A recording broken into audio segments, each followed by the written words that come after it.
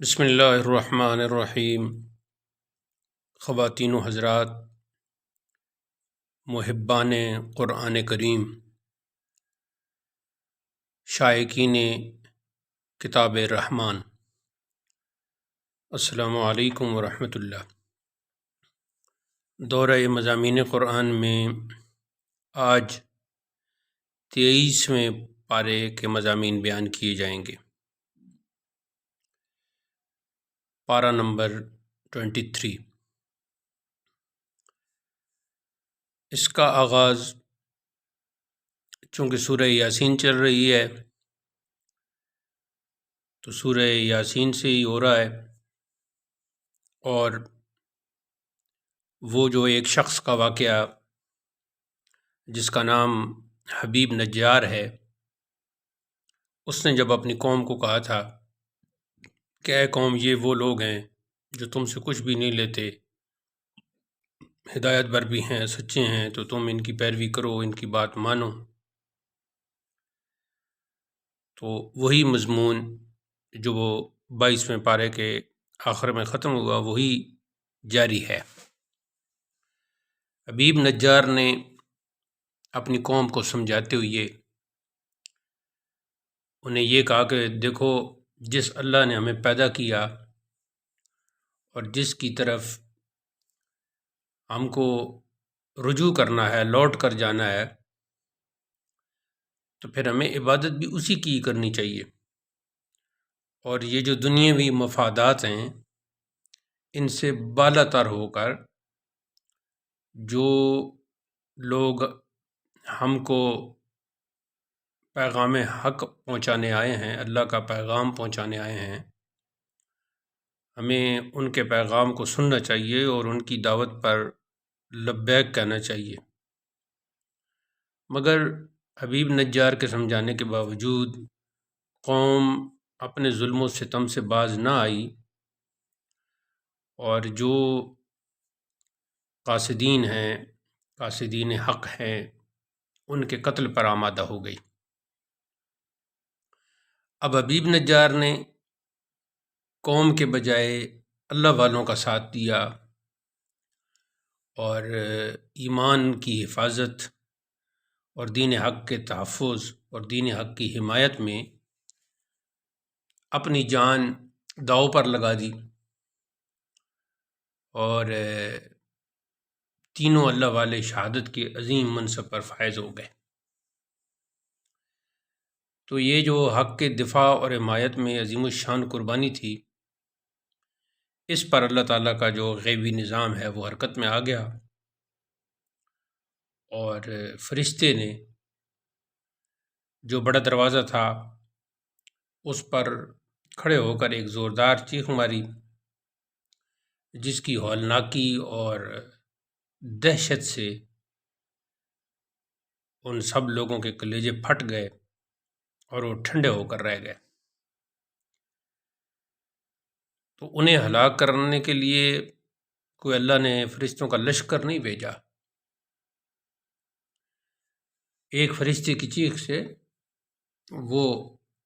ہلاک ہو گئے۔ تو مشرکین مکہ کو کہا جا رہا ہے کہ اس لیے تمہیں بھی وہ جو انطاکیہ کے مشرکین تھے جو ایک چیخ سے ہلاک ہو گئے، ان کے اس عبرتناک انجام سے سبق سیکھ لینے چاہیے۔ اللہ تعالیٰ نے ان کو شہادت عظمیٰ کے بعد جنت میں داخل کر دیا۔ وہ جنت میں جانے کے بعد جب انہوں نے اللہ کی نعمتوں کا مشاہدہ، یعنی اپنی آنکھوں سے مشاہدہ کر لیا، جو نعمتیں اہل ایمان کے لیے تیار کر رکھی ہیں، تو بے ساختہ حبیب نجار کی زبان سے یہ نکلا، اے کاش میری قوم کے لوگوں کو اس بات کا علم ہو جاتا کہ میں تو کامیاب ہو گیا ہوں، یعنی جنت پہ پہنچ گیا ہوں، اور میرے پروردگار نے میری بخشش فرما کر مجھے جنت میں داخل کر دیا ہے۔ اس کے بعد کی جو آیات ہیں ان کا مضمون نظام کائنات ہے کہ اللہ تعالیٰ کی قدرت اور جلالت کو دیکھیے کہ سورج، چاند اور سیارے اس قادر مطلق نے جو نظم بنایا ہے، جو ایک نظم و ضبط اور ایک شیڈول بنایا ہے، اس کے تابع ہو کر چل رہے ہیں، اور یہ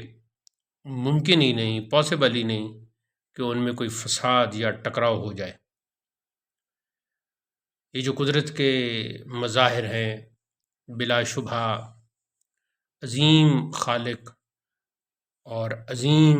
مدبر، تدبیر فرمانے والے کی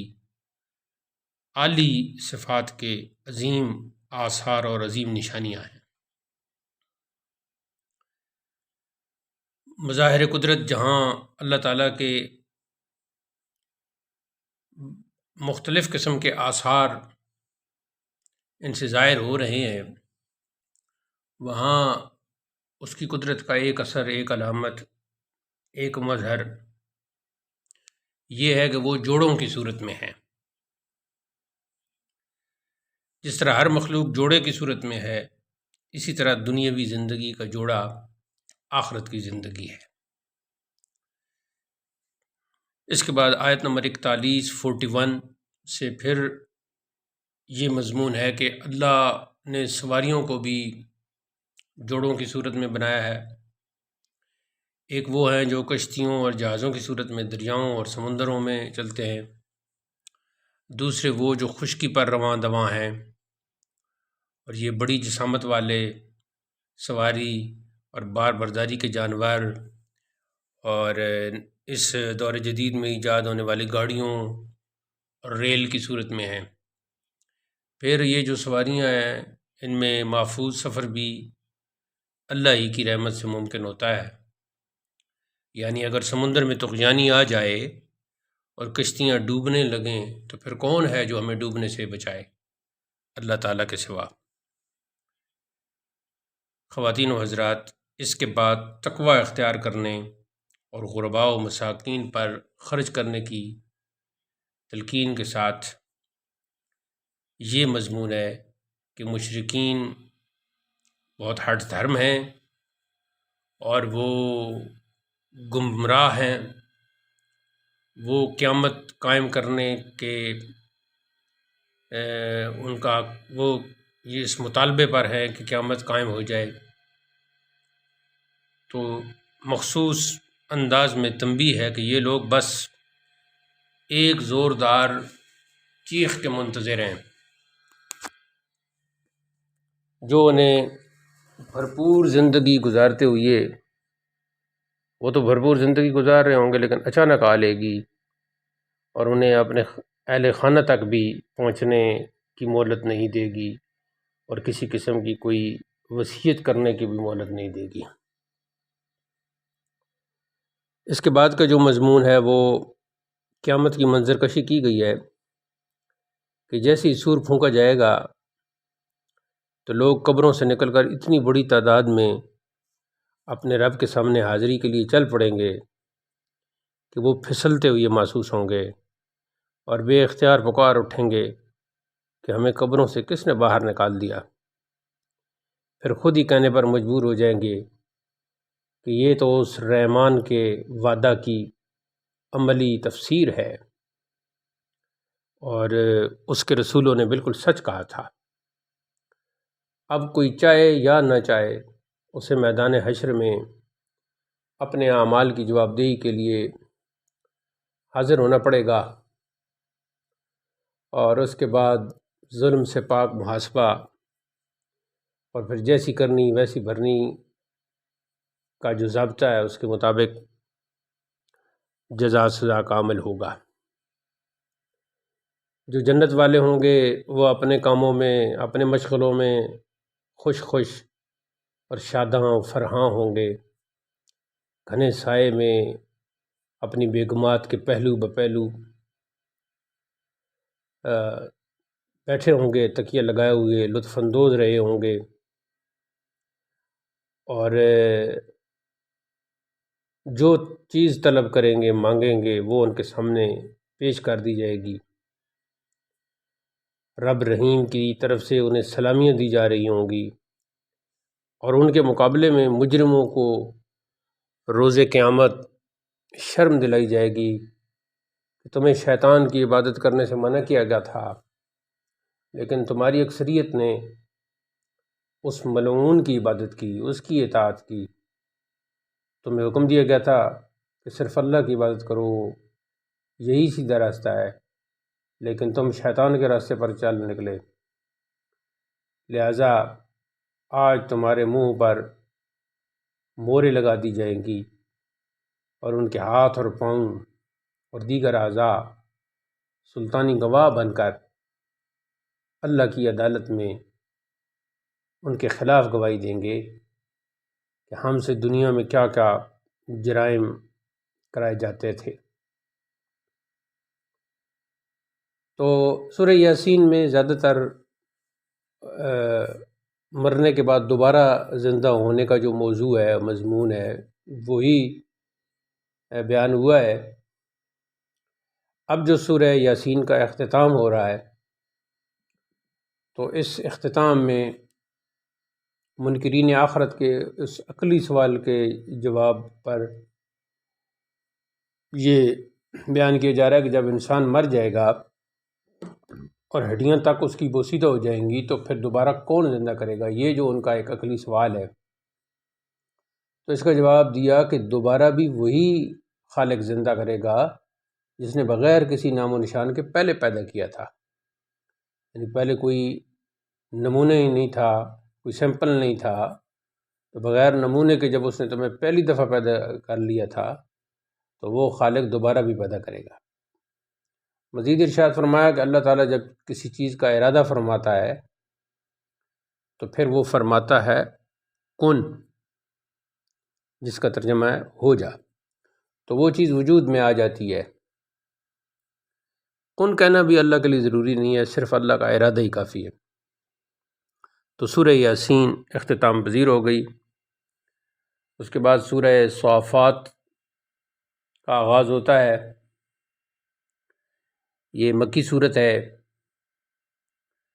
اور صافات سے مراد فرشتے ہیں۔ تو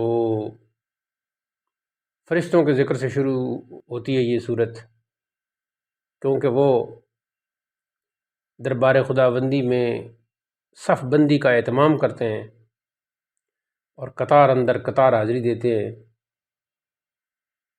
تو اس سے ایک تو قطار بنانے کی اہمیت بھی اجاگر ہوتی ہے۔ اس کے بعد شریر جنات جو ہیں ان کا داخلہ عالم بالا کی طرف ہوتا تھا، مگر اب ان کا داخلہ عالم بالا میں بند ہو گیا ہے،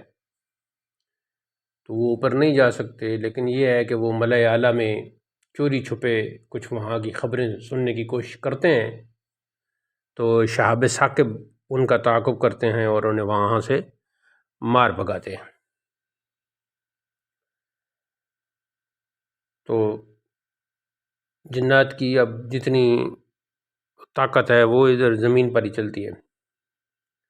اس کے بعد کی جو آیات ہیں ان میں دوزخیوں کی جو آپس میں بامی لان تان ہوگی اس کا بیان، اور پھر جو جنتیوں کا آپس میں مکالمہ ہوگا وہ بطور مضمون یہاں بیان کیا گیا ہے کہ ایک جنتی اپنے ہم مجلس دوستوں سے کہے گا کہ دنیا میں میرا ایک دوست تھا جو کہ میرے قیامت کے عقیدہ پر مذاق اڑاتا تھا، استہزاء کرتا تھا، تمسخر کیا کرتا تھا، تو وہ آج یہاں نظر نہیں آ رہا۔ پھر اللہ تعالیٰ فرمائے گا کہ اگر تم اسے دیکھنا چاہو تو نیچے جھانک کر دیکھ لو، تو وہ جب جھانکے گا تو اسے جہنم کے عذاب میں مبتلا نظر آئے گا۔ جنتی پھر اس سے کہے گا کہ تو مجھے گمراہ کرنے پر کمر بستہ رہتا تھا، یہ تو معاذ اللہ کا فضل و کرم ہوا کہ اس نے مجھے تمہارے بہکاوے سے بچا لیا، ورنہ میں بھی تمہاری طرح جہنم کی گہرائیوں میں پڑا جل رہا ہوتا، سڑ رہا ہوتا۔ اس کے بعد یہ صورت بعض انبیاء کرام کے قصوں کو بیان کرتی ہے۔ سب سے پہلے نوح علیہ السلام اور ان کی قوم کا مختصر ذکر ہے کہ ایمان والوں کو کم ہونے، یعنی ان کی قلت تعداد کے باوجود نجات اور کافروں کو کثرت تعداد کے باوجود غرقابی ہاتھ میں آئی۔ پھر ابراہیم علیہ السلام کا واقعہ 2 مرحلوں میں بیان ہوا ہے۔ پہلے مرحلے میں ان کی دعوت توحید کہ انہوں نے اپنی قوم کو دعوت حق اور دعوت ہدایت دی، مگر وہ مشرف و اسلام ہونے کے بجائے ضد پر اتر آئے، ہٹ دھرمی پر اتر آئے اور ابراہیم علیہ السلام کو آگ میں ڈالنے کی ترکیبیں کرنے لگے، لیکن اللہ نے حضرت ابراہیم کو بچا لیا۔ پھر دوسرے مرحلے پر وہ ذبح اور فدا کا بے مثال اور مشہور قصہ ہے کہ اللہ نے ان کو خواب میں دکھلایا کہ وہ اپنے بہت عزیز بیٹے جناب اسماعیل کے گلے پر چھری چلا رہے ہیں۔ تو اس کا واقعہ یوں ہوا کہ ابراہیم علیہ السلام نے ننھے اسماعیل سے کہا کہ میں نے خواب میں دیکھا کہ میں تمہیں ذبح کر رہا ہوں، اب تم بتاؤ کہ تمہاری رائے کیا ہے۔ تو جناب اسماعیل نے بغیر کسی توقف کے، بغیر کسی تأمل کے فوراً جواب دیا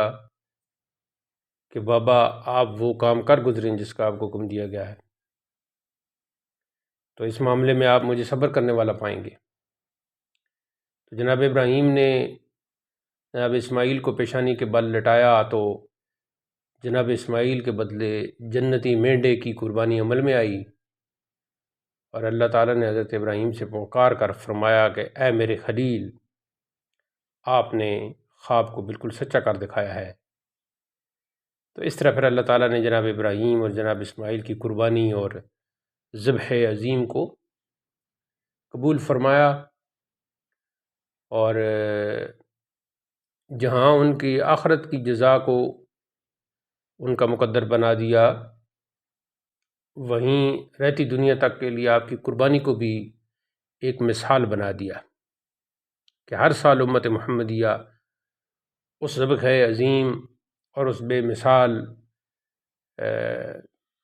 تاریخی قربانی کو دہرا کر ملت ابراہیمی سے جو اپنی وابستگی ہے اس کا اعلان اور اعتراف کرتی ہے۔ اس کے بعد دوسرے انبیاء کرام مثلا حضرت اسحاق، حضرت موسیٰ، حضرت ہارون، حضرت الیاس، حضرت لوط اور جناب یونس علیہ السلام کا تذکرہ ہے۔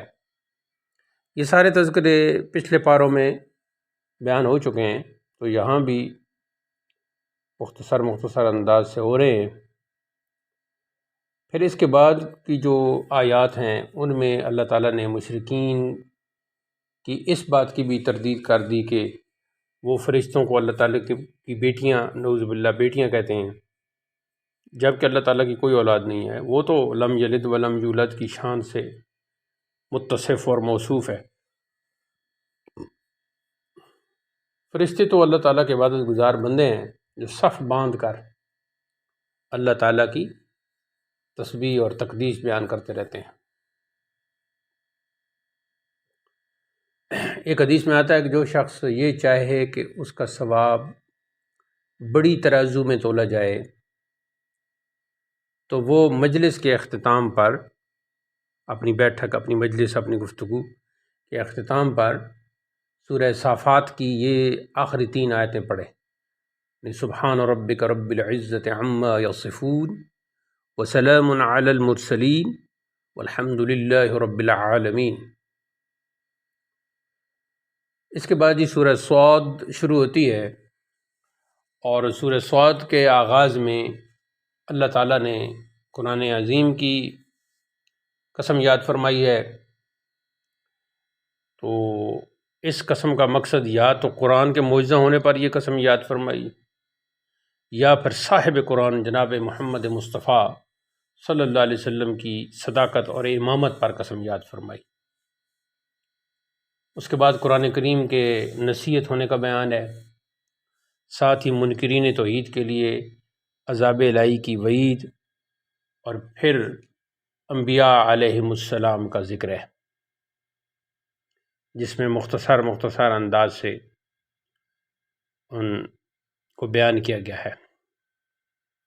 اگلی جو آیتیں ہیں ان میں مشرکین کو خطاب کیا گیا ہے کہ جنہیں اپنی طاقت پر ناز تھا اور بڑے بڑے خدائی دعوے کرتے تھے،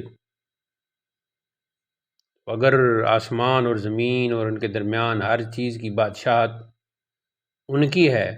جیسا کہ وہ دعویٰ کرتے ہیں، تو پھر انہیں چاہیے کہ آسمانوں کی طرف چڑھیں۔ تو ظاہر ہے ایسا ممکن نہیں ہے، تو پھر انہیں اپنے عجز کا اور یہ جو ان کا اپاہج پن ہے اس کا اعتراف اور اقرار کر لینا چاہیے۔ آگے جو مضمون ہے وہ قوم نوح اور عاد اور فرعون اور ثمود اور قوم لوط اور اصحاب الایکہ، ان کا تذکرہ ہے کہ انہوں نے رسولوں کو جھٹلایا تو ان پر عذاب الہی کی بارش برسی اور نتیجہ یہ نکلا کہ وہ صفحہ ہستی سے ہی مٹ گئے۔ اس کے بعد حضرت داؤد کی جو دستکاری ہے، پھر ان کا اللہ کی طرف رجوع یعنی انابت اللہ، اور پھر خوش الہانی سے زبور کی تلاوت کرنا، اس کا مضمون بیان ہو رہا ہے کہ جس میں پہاڑ اور پرندے بھی ان کے ساتھ چہچہانے لگ جاتے تھے۔ وہ یہ کہتے ہیں کہ وہ یہ جو بانسری کی آواز ہے اسی طرح ہی وہ آواز نکلتی تھی، اور اتنی مشہور کن ان کی آواز ہوتی تھی کہ بعض اوقات پرندے جو ہیں وہ اڑتے اڑتے گر جاتے تھے مدہوش ہو کر۔ پھر یہ بیان ہے کہ انہیں سلطنت اور حکمت اور قول فیصل عطا کیا گیا ہے۔ پھر ایک مقدمہ جو ہے اس کا بیان ہے کہ آپ اپنے محل میں لیٹے ہوئے تھے کہ اچانک وہاں 2 لوگ داخل ہوئے، تو آپ کو ان کے اچانک داخل ہونے میں کچھ تشویش بھی ہوئی، تو وہ عرض کرنے لگے کہ دراصل ہم آپ سے ایک تنازع ہے، ایک جھگڑا ہے، تو اس کا فیصلہ کروانے کے لیے آئے ہیں۔ چنانچہ ایک شخص نے کہا کہ میرے بھائی کے پاس 99 دمبیاں ہیں اور میرے پاس ایک ہی دمبی ہے، اور وہ مجھ پر دباؤ ڈال رہا ہے کہ میں وہ ایک بھی اس کو دے دوں۔ تو آپ نے دوسرے شخص کی بات سننے سے پہلے ہی دوسرے شخص کو مخاطب ہو کر کہا کہ تم نے اس کی دمبی کے بارے میں سوال کر کے زیادتی کا ارتکاب کیا ہے، کیونکہ تمہارے پاس تو پہلے ہی 99 دمبیاں موجود ہیں۔ تو پھر یکلخت آپ کے ذہن میں خیال آیا کہ مجھے دوسرے فریق کا موقف بھی سن لینا چاہیے تھا۔ تو آپ کو اپنی رائے پر شدید صدمہ لاحق ہوا اور فوراً اللہ تعالیٰ کے سامنے سجدہ ریز ہو گئے۔ تو مالک کائنات نے جب اپنے عظیم بندے کو اپنے سامنے جھکا ہوا دیکھا تو کرم کرتے ہوئے یہ نصیحت فرمائی کہ اے داؤد، آپ زمین پر خلیفہ ربانی ہیں، لہذا لوگوں کے درمیان حق کے ساتھ فیصلہ صادر فرمائیں اور کسی معاملے میں اپنی خواہش کی کبھی بھی پیروی نہ کریں۔ اس کے بعد آیت نمبر 31 سے اللہ کے بہت ہی اچھے بندے اور اس کی طرف رجوع کرنے والے پیغمبر حضرت سلیمان کی نبوت اور ان کی حکومت کا ذکر آیا ہے، جس کی تفصیلات پہلے گزر چکی ہیں۔ پھر آیت نمبر 41 سے حضرت ایوب علیہ السلام اور ان کے مصائب اور جو ان پر مصیبتیں آئیں ان کا ذکر ہے کہ وہ لمبے عرصے تک بیمار رہے اور بیماری نے انہیں بالکل لاغر اور کمزور بنا دیا۔ پھر اللہ کے حکم سے وہ انہیں حکم ہوا کہ اپنا پاؤں زمین پر ماریں،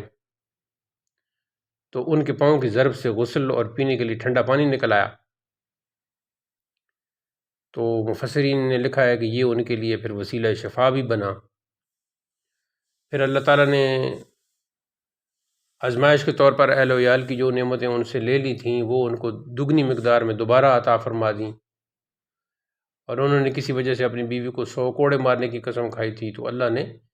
اس قسم سے بری ہونے کے لیے ان کو یہ تدبیر بتائی کہ 100 تنکوں کا ایک جھاڑو بنا کر ایک ضرب لگائیں تو یہ قسم پوری ہو جائے گی۔ اچھا، یہ جو مفسرین کرام ہیں انہوں نے حضرت ایوب کے جو مصائب ہیں ان کے والے سے بہت سی روایات نقل کی ہیں، لیکن وہ روایات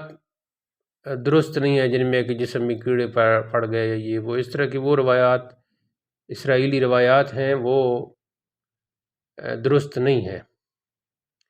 ایسی ہر روایت کو رد کر دینا چاہیے جو مقام نبوت کے لائق نہ ہو، شایان شان نہ ہو۔ اگلی آیات میں ایک بار پھر حضرت ابراہیم علیہ السلام اور ان کی اولاد امجاد جو اس میں انبیاء ہے ان کا ذکر ہے کہ وہ اللہ تعالیٰ کے چنیدہ، برگزیدہ اور پسندیدہ بندے تھے۔ آیت نمبر 71 سے ایک بار پھر حضرت آدم علیہ السلام کی پیدائش، تمام فرشتوں کا انہیں سجدہ کرنا، پھر تکبر کی بنا پر شیطان کا انکار کرنا، تو اس کا بیان ہے۔ اس میں اللہ تعالیٰ نے شیطان سے جواب طلب فرمایا، یہ بتاؤ کہ جب آدم کو میں نے اپنے دست قدرت سے بنایا تو تمہیں اس کو سجدہ کرنے سے کون سی چیز روکتی تھی؟ تو اس نے از راہ تکبر کہا کہ میں آدم سے افضل ہوں، کہ میرا مادہ تخلیق، مٹیریل آف کریشن جو ہے میرا وہ آگ ہے، اور آدم علیہ السلام کا جو مادہ تخلیق ہے وہ مٹی ہے، تو آگ مٹی سے افضل ہے۔ اللہ نے فرمایا تو مردود ہے، جنت سے نکل جا اور قیامت تک تجھ پر میری لعنت ہے۔ اس سے یہ پتہ چلتا ہے کہ اپنی جو خطائے اجتہادی ہوتی ہے اس کو تسلیم کرنا چاہیے اور اللہ سے معافی مانگنی چاہیے۔ یہ تو حضرت آدم علیہ السلام کی سنت ہے، اور اپنی معصیت اور اپنے گناہ پر ڈٹ جانا اور اس کو درست ثابت کرنے کے لیے دلیلوں کا سہارا لینا، یہ ابلیس کا شعار اور اس کا طریقہ ہے۔ اس کے بعد جو آیات ہیں ان کا مضمون یہ ہے کہ شیطان کو قیامت تک کے لیے مہلت دے دی گئی، اور اس نے عہد کیا کہ میں اللہ کے مخلص بندوں کے سوا تمام اولاد آدم کو گمراہ کروں گا۔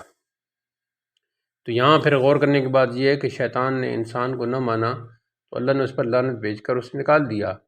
اور انسان کے دشمن کو اللہ نے اپنا دشمن کہا۔ تو اب اگر انسان اللہ کے دشمن سے دوستی کرے تو یہ بڑا ہی افسوس کا مقام ہوگا۔ اس کے بعد سورہ زمر کا آغاز ہوتا ہے، اور زمر کا معنی ہے جماعتیں اور گروہ۔ تو چونکہ سورت کے آخر میں جنت اور جہنم کے لیے لوگوں کے گروہ اور جماعتوں کی روانگی کا ذکر ہے، تو اس لیے یہ سورہ زمر کے نام سے موسوم ہوگی۔ ابتدا میں فرمایا کہ دین کو اللہ کے لیے خالص کرو۔ مشرک یہ کہتے ہیں کہ ہم اپنے معبودوں کی عبادت اس لیے کرتے ہیں کہ وہ ہمیں اللہ کے قریب کر دیں۔ اللہ فرماتا ہے وہ جھوٹے ہیں، اور کافروں کو کبھی بھی راہ ہدایت نہیں ملتی۔ اس کے بعد کی جو آیات ہیں ان میں ایک بار پھر اللہ کی قدرت کا ذکر ہے کہ اس نے آسمانوں اور زمینوں کو پیدا کیا، یہ رات دن کا نظام بنایا، یہ گردش لیل و نہار، اور یہ سورج چاند، اور ان کے لیے ایک مدار مقرر کیا، ان کے لیے منزلیں مقرر کیں۔ پھر پروردگار عالم نے تمام انسانوں کو ایک جان یعنی آدم علیہ السلام سے پیدا کیا، اور انہی سے ان کا جوڑا یعنی حضرت حوا کو پیدا کیا، اور وہی ہے جو ماں کے پیٹ کے اندر تہ در تہ ظلمتوں اور تاریکیوں میں جنین یعنی بچے کی پرورش کرتا ہے۔ یہ قرآن پاک کا علمی معجزہ ہے کہ وہ ایک ایسی طبی حقیقت کا صدیوں پہلے اعلان کر چکا ہے، جس حقیقت کا حکماء اور ڈاکٹروں کو اب 20ویں صدی 21ویں صدی میں جا کر علم ہو رہا ہے، کہ ڈاکٹروں کا یہ کہنا ہے کہ بظاہر دیکھنے میں جنین کے رہنے کا بس ایک ہی پردہ معلوم ہوتا ہے، لیکن در حقیقت وہ 3 پردے ہوتے ہیں۔ تو قرآن حکیم نے ان 3 پردوں کو 3 تاریکیاں، 3 اندھیرے اس لیے قرار دیا کہ وہ پردے بچے کو روشنی سے بچائے رکھتے ہیں۔ پھر مشرک اور مومن کا فرق واضح کرنے کے لیے ایک مثال بیان فرمائی کہ ایک شخص غلام ہو اور اس کی ملکیت میں بہت سے لوگ شریک ہوں، اور دوسرا ایک ہی شخص کا غلام ہو۔ جس طرح یہ دونوں آپس میں برابر نہیں ہو سکتے، اسی طرح مشرک اور مومن بھی برابر نہیں ہو سکتے۔ ان تمام باتوں کی حقانیت کا مشاہدہ کرنے کے لیے آپ بھی مریں گے اور یہ لوگ بھی مریں گے، پھر تم اپنے رب کے حضور تمام صورتحال بیان کر کے تو فیصلہ کر لو، یعنی فیصلہ کر لو گے۔ پھر حضرت یحییٰ بن فضل ایک بزرگ ہیں، وہ کہتے ہیں کہ میں محمد بن قدر کے ایک دوست نے مجھے بتایا کہ ایک مرتبہ وہ کھڑے ہو کر نماز پڑھ رہے تھے کہ اچانک نماز کے دوران سسکنے لگے، اور پھر گریو بکا کا آغاز ہو گیا، اتنا روئے کہ افراد خانہ بھی گھبرا گئے۔ تو ان سے جب وجہ گریہ رونے کا سبب پوچھا تو آپ نے کوئی توجہ نہ دی، رونے کا سلسلہ جاری رکھا۔ پھر ابو حازم کو بلوایا، ابو حازم تشریف لائے تو